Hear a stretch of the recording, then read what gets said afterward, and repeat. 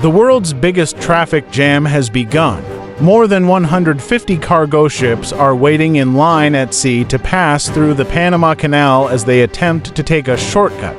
The interesting thing is that each ship is willing to pay $400,000 to the Panamanian government to cross the canal, yet the authorities are still not allowing them to pass. There is no maintenance work happening in the canal, nor is it blocked for any reason. Instead, the engineering marvel that once made the world proud, the Panama Canal, is now facing a major crisis. And this battle is not against any nation, but against nature itself. But how? Welcome once again to Discover TV Videos. There are two major shortcuts in the world for cargo ships. One is the Suez Canal in Egypt, which connects East Asian countries like China, Japan, Taiwan, and Singapore to Europe.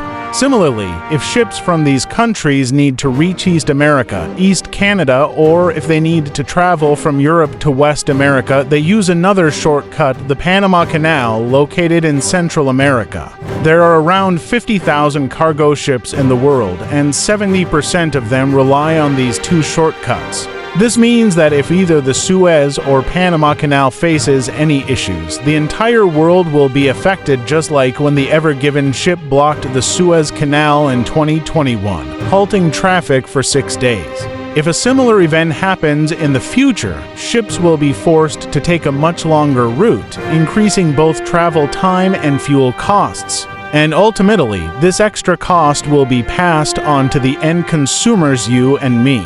Shipping companies pay heavy toll taxes to use these shortcuts and even comply with the strict requirements of the canal authorities. But why is the Panama Canal so essential? Imagine a ship traveling from the United Kingdom to San Francisco in West America. It has two options. 1. Travel across the entire North Atlantic Ocean, cross Cape Horn at the bottom of South America, and then enter the Pacific Ocean to reach San Francisco.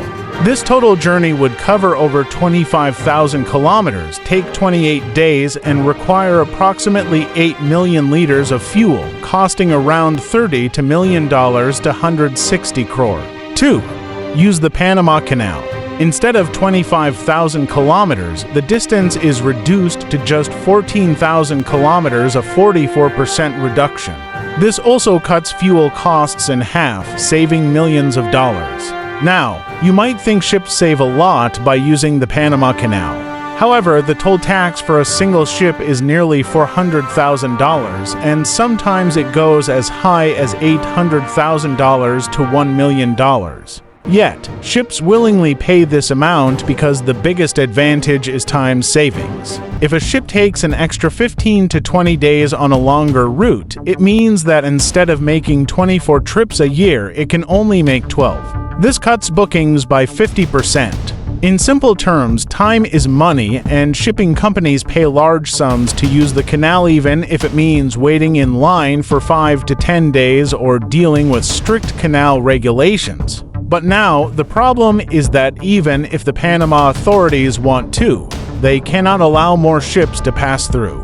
To understand this issue, we first need to know how the Panama Canal works. How does the Panama Canal operate? The Panama Strip is a 30 kilometers wide landmass in Central America with oceans on both sides. Unlike the Suez Canal, a straight waterway could not be dug here because the land is 30 meters above sea level. Therefore, ships are lifted 30 meters up using a series of locks to reach Gatún Lake in the center, and then they are lowered back down on the other side to reach the sea. Each of these cargo ships weighs hundreds of thousands of tons. The locks act like water elevators. The first lock opens, allowing the ship to enter. The gate closes, and water from the second lock flows into the first, raising the ship. The process repeats through 3 locks until the ship reaches Gatún Lake. After an 11-hour journey across the lake, a similar set of locks lowers the ship back to sea level. A crucial point: each time a ship passes, the canal uses water from Gatún Lake. Fresh water from the lake is wasted into the sea to operate the locks. One ship alone consumes as much water as 500,000 people drink in a day. At peak operations, 38 ships pass through the canal daily, wasting fresh water equivalent to 19 million people's daily consumption. For over 110 years, this system worked fine because the lake was naturally replenished by rainwater from nearby mountains. The water crisis. But now, a major climate crisis has struck. Every 7 years, Panama experiences lower than usual rainfall.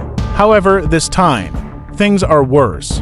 In 2023, rainfall was extremely low, and weather forecasts predict even less rain in 2024. This puts the Panamanian government in a tough spot. The Panama Canal generates $4.3 billion in annual revenue, a significant portion of the country's GDP. If they close the canal, the country loses income. If they keep it open, there won't be enough drinking water for the people. They cannot pump seawater into Gatún Lake because that would turn it salty and unusable. To conserve water, the government has implemented strict measures. The daily ship limit has been reduced from 38 to 18. Only lighter cargo ships are allowed, as heavier ships waste more water. Cargo loads have been cut by 40%, meaning more ships are needed to transport the same amount of goods. As a result, a huge queue of ships is now waiting outside the canal. Some ships without advance bookings wait up to 15 days. A 10% freshwater surcharge has been added to toll fees. Global shipping disruptions. These restrictions have severely disrupted shipping routes between Europe, West America, and East Asia. Manufacturers must book canal slots 3 months in advance, even before production begins at much higher costs. Future solutions? Several solutions are being explored. 1. Interoceanic corridors. Ships will unload cargo at one coast, transport it by trucks or trains to the other side, and reload it onto another ship.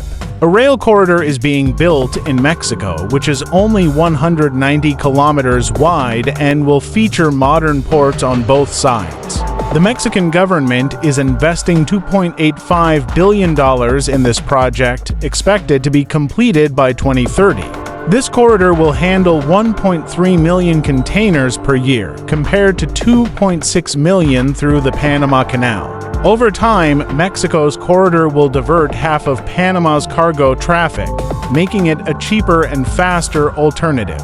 The uncertain future of the Panama Canal. If rains return to normal, the canal will resume full capacity.